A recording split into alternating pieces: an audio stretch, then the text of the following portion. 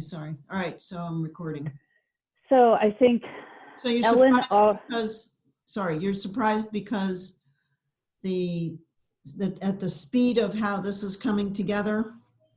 right, 10 days ago, right today it's 11 days ago, I got an email from Ellen Albright at the Greater Reading Chamber with a bunch of other people.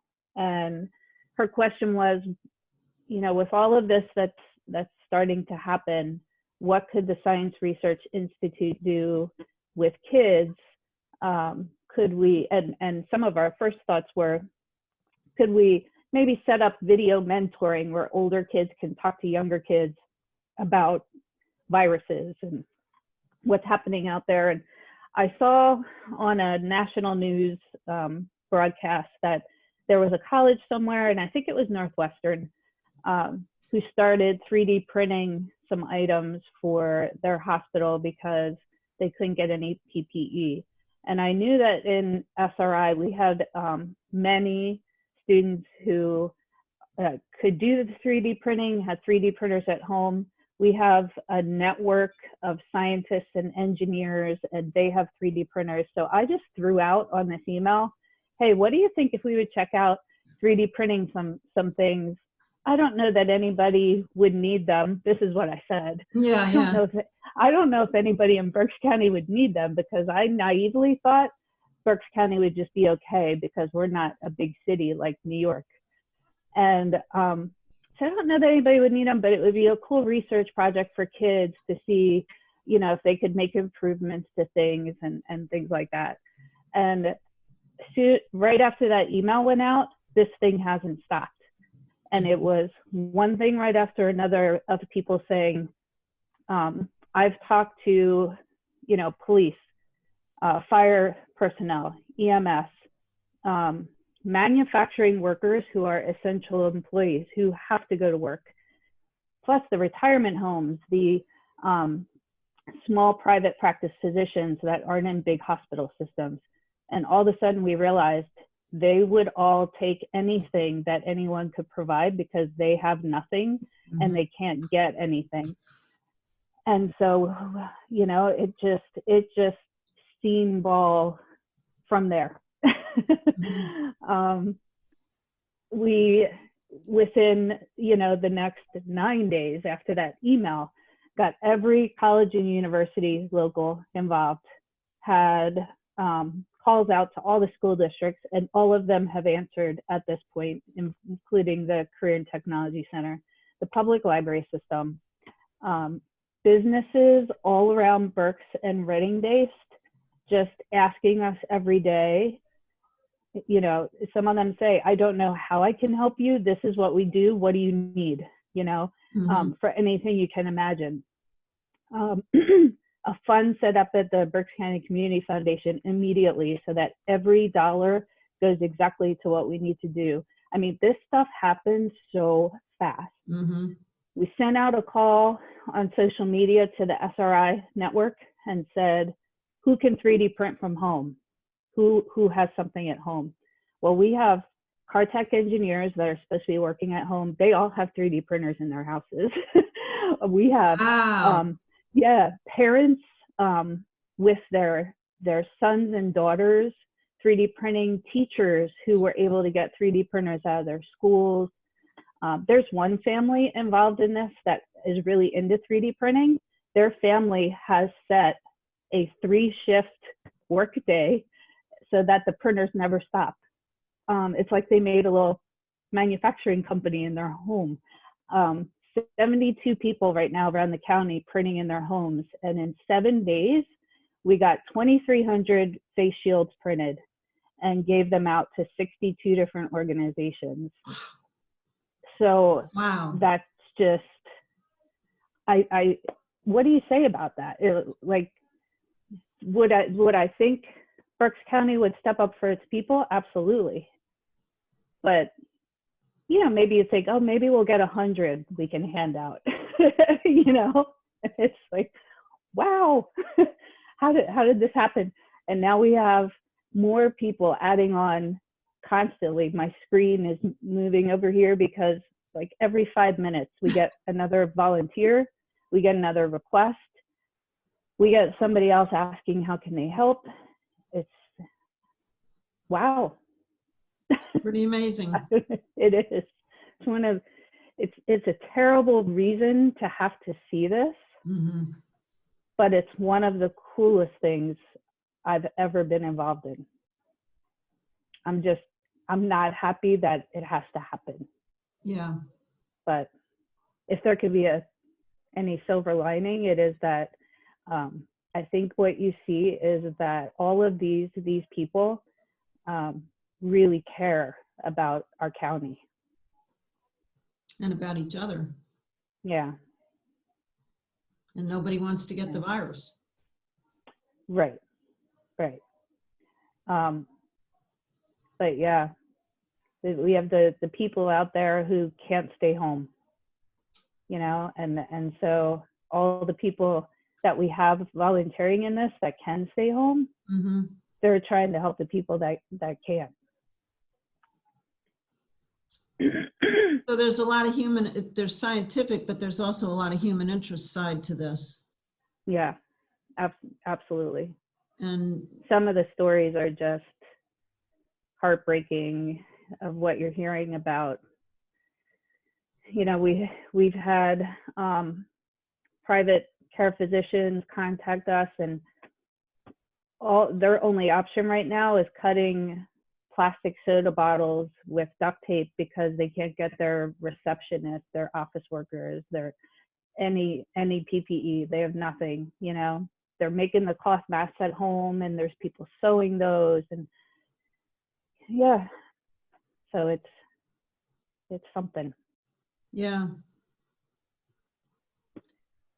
And that, yeah. And I said to Ellen last night, and here I sit, you know, and I'm, you know, it's the same deal. I want to know what I can do. You know, I want to, you know, you feel somewhat helpless, or Mm-hmm. like what I'm not in, you know, this is the only time I ever wish I was in manufacturing, to be able to retool and, or to pivot. But I mean, the work I'm doing with my young leaders, my young business owners is critical, because they need to be able to continue leading their companies and lead it with confidence and know what to do and what steps to take and how to navigate, you know, the whole bit.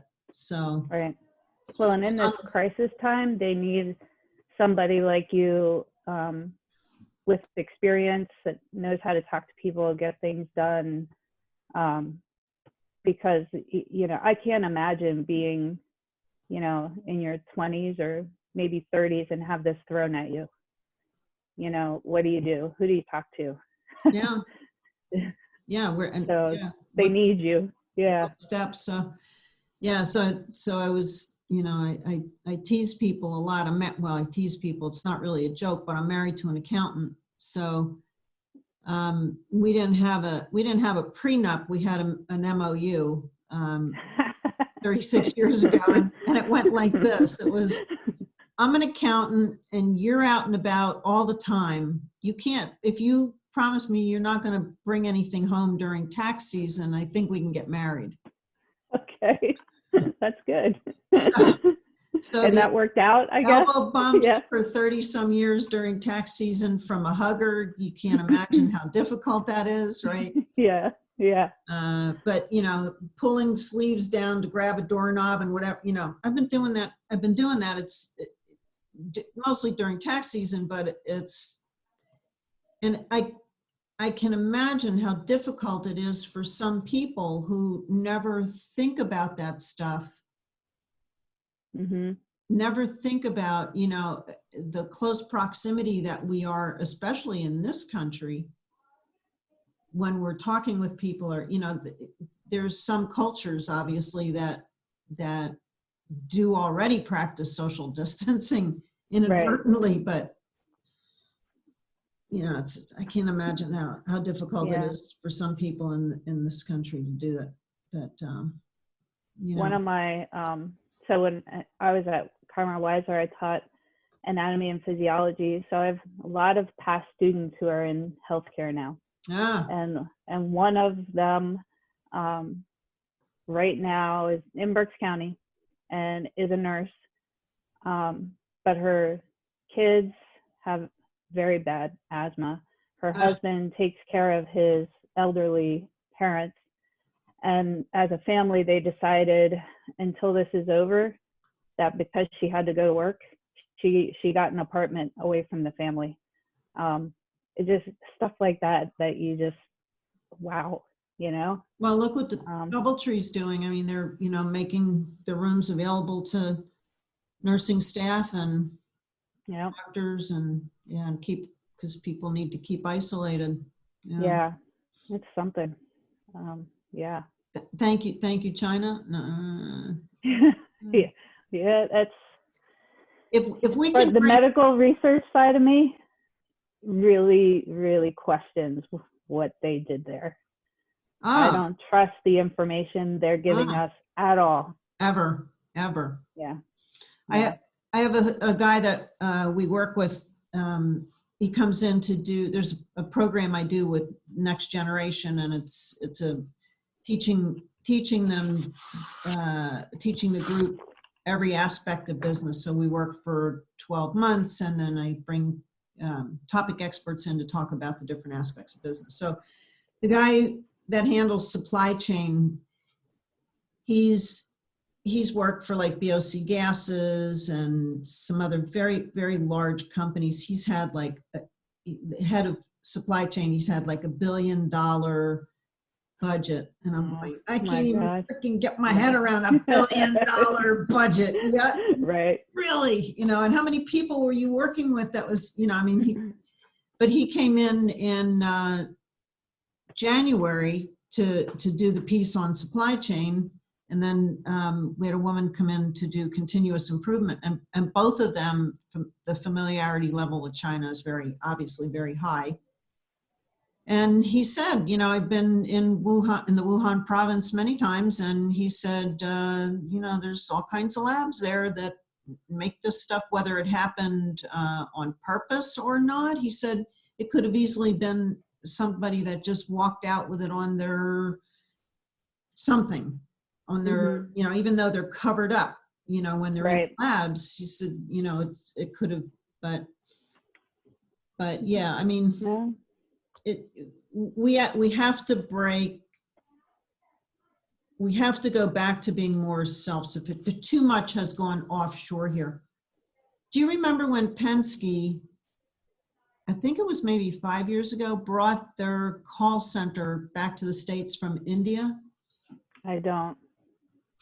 Wow, it was amazing because people were the positive comments that were coming through, like social media or whatever. It was amazing. I mean, applauding them. Yeah, glad you're doing this. Yeah, I mean, we've got to get, sooner or later, we have to get smart. Regardless of what the political leaning is and what people think of Trump, whatever, I am so grateful that he shut the travel down from China or when he did, because I can't even don't even want to think about where we'd be had he not done that. People don't realize. I agree. Students, investors, business people, visitors are here all the time from China. Oh yeah, I'm in the research labs in Philly, so yeah. It's just a natural exchange. It happens, all the time. Yeah. Except how much are they creating and how much are they not creating? And that will be a whole other Zoom meeting, right?